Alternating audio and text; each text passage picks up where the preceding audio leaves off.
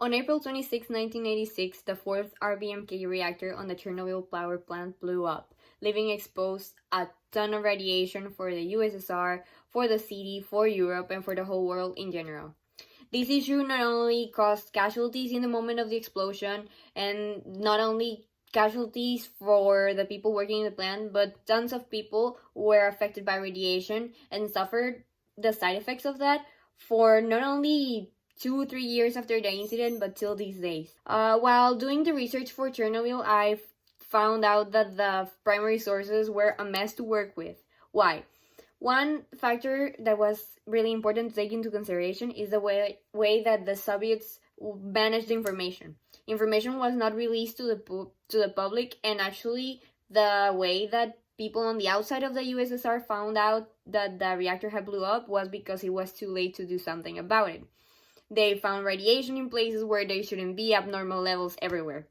And while I was reading newspapers revolving the days of the incident, it was really interesting to see how, for example, American newspapers doing the research about the public's opinions, everything contradicted itself. Some people said that there were no casualties, some people said that there were hundreds of casualties, and till this day, the number of people that died due to the incident still remains unknown. Another really interesting thing that I realized was during the analysis of my second source, that was the second newspaper, that it was an article written 10 years after the incident, and it talked about how the people that got displaced and evacuated still didn't have a solution to their issues. They were permanently removed from their homes, and they suffered from different forms of radiation. Among the side effects of that radiation were chemical burns, and some of their offspring of pregnant mothers or females from that era were born with mutations. And that leads me to another part of my primary sources that I really enjoyed.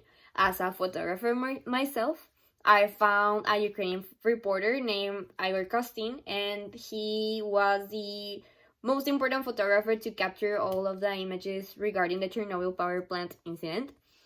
He has the first picture ever taken of the open reactor, and it was actually taken 14 hours within the explosion. He risked his life, and what I thought that was really funny is he didn't actually die from radiation. He died in 2015 in a car crash. He did a whole collection that I thought that was really interesting, because he started taking pictures of the plant itself for newspapers and stuff like that, pictures that weren't released to the public and weren't even published because of fear for the information getting out of the USSR. He did pictures of the people who were cleaning up the planet at the moment. He did pictures of the people who marched on the Labor Day parade that the USSR forced the people to go to prove that everything was okay.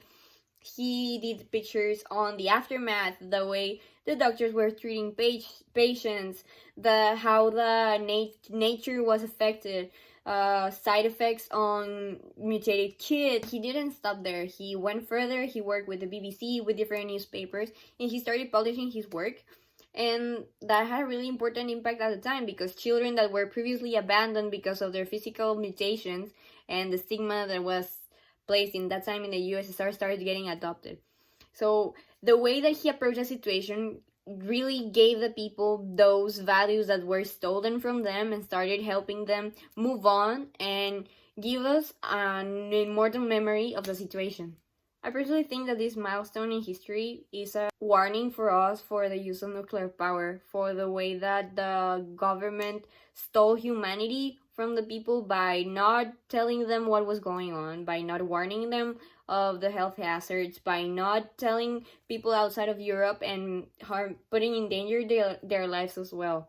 I personally really like this project. The reason that I chose a history-related course while I'm studying engineering is because I really like to see the way that people thought about 20-30 years ago and how we have evolved from then.